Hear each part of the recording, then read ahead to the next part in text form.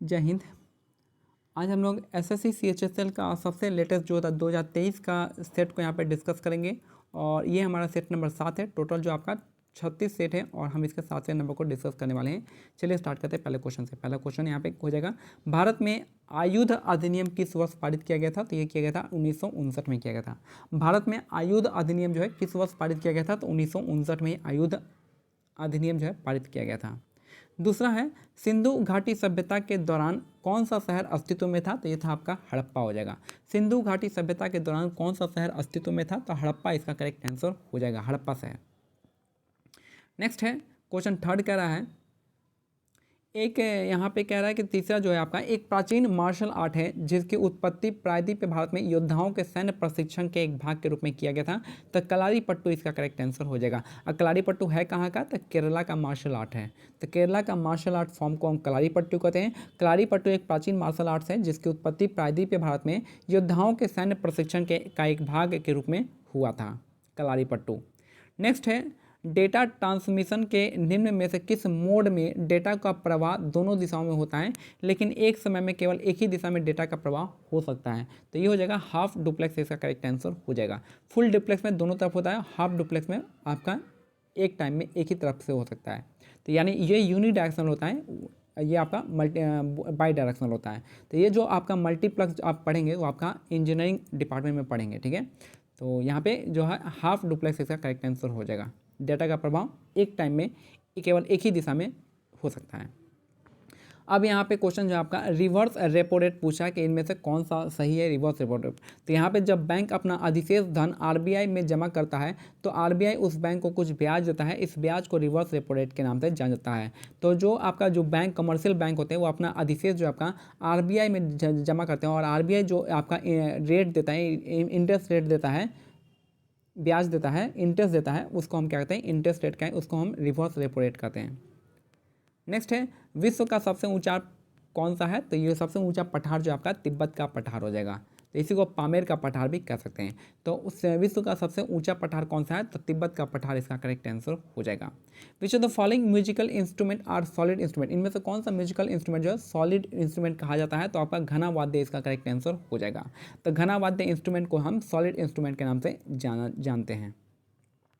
Next है question number यहाँ पे 8 नंबर है कि मैक्स वर्स्टैपन जो आपका जापानी फॉर्मूला 1 ग्रैंड प्रिक्स जीते हैं। तो आपके यहाँ पे जापानी फॉर्मूला 1 ग्रैंड प्रिक्स जो आपका 2022 जीता है कौन? तो मैक्स वर्स्टैपन इसका करेक्ट आंसर हो जाएंगे। डेविस कप 2022 निम्नलिखित में से किस खेल से संबंधित है? तो डेविस कप जो आपका टेनिस से संबंधित है। तो डेविस कप जो निम्नलिखित में से किस खेल से संबंधित है? तो टेनिस इसका करेक्ट आंसर हो जाएगा। नेक्स्ट है मदरबोर्ड। मदरबोर्ड जो था is the key in circuit board. Motherboard एक तरह का की सर्किट बोर्ड है holding the essential processing part of the computer. तो जो आपका जो एसेंशियल प्रोसेसिंग पार्ट जो होता है कंप्यूटर का वो कौन सा होता है? तो मदरबोर्ड होता है, जिसको हम एक तरह का सर्किट बोर्ड कर सकते हैं, जहाँ पे ये मदरबोर्ड ऐसा सर्किट बोर्ड है जहाँ पे सारे फंक्शनिंग यहाँ पे आपस में जुड़े होते हैं। नेक्स्ट है, भारतीय संविधान का कौन सा अनुच्छेद कार्यपालिका से न्यायपालिका को अलग करता है? तो ये आपका आर्टिकल 50 होता है।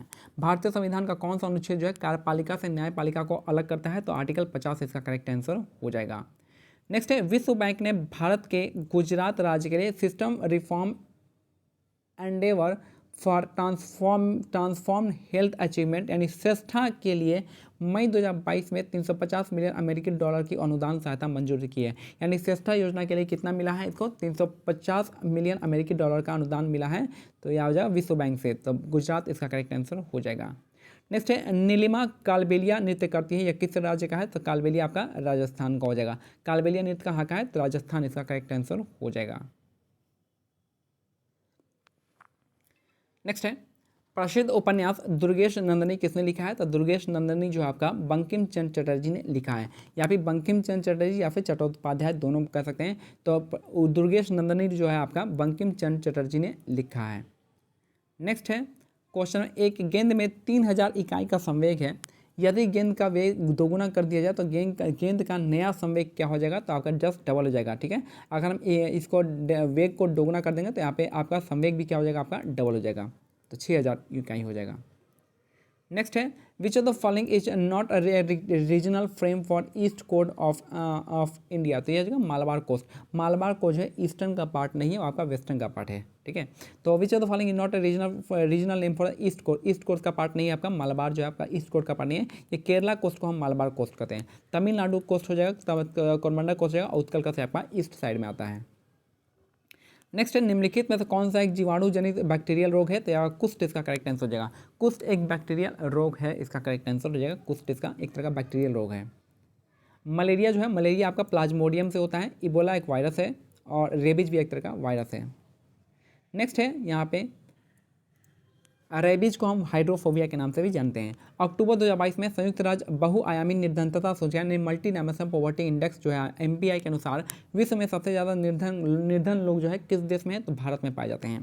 तो अक्टूबर 2022 में संयुक्त राज्य बहुआयामी निर्धनता सूचकांक multi dimensional poverty index MPI के अनुसार विश्व में सबसे ज़्यादा जो है निर्धन लोग किस देश में आते हैं, तो ये आपका भारत इसका करेक्ट आंसर हो जाएगा।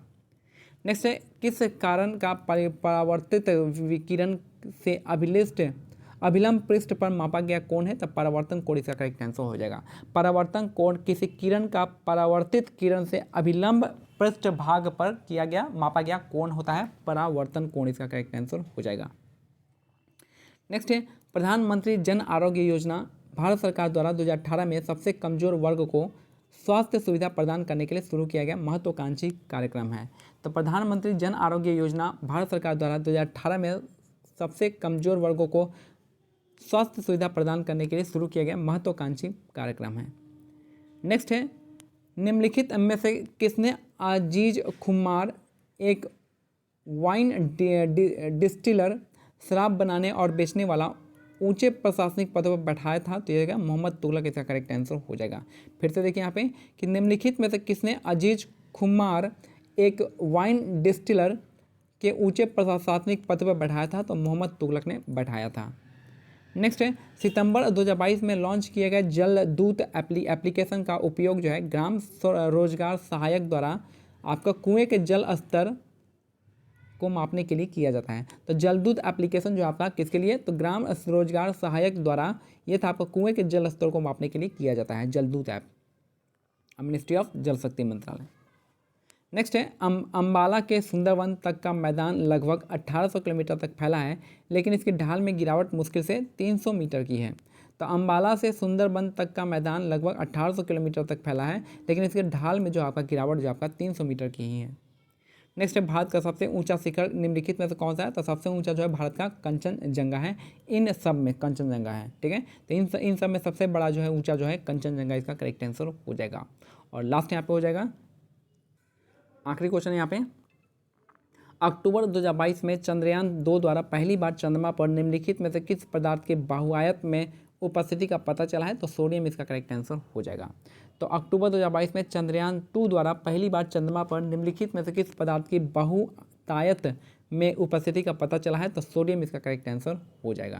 तो यही मेरा आज का सेट जो है कंप्लीट होता है। मिलते हैं अगले सेट में, तब तक क्या करना है, टेलीग्राम चैनल का लिंक जो है डिस्क्रिप्शन में दिया गया, आप वहाँ से इसके PDF को डाउनलोड कर सकते हैं। जय हिंद, जय भारत, धन्यवाद।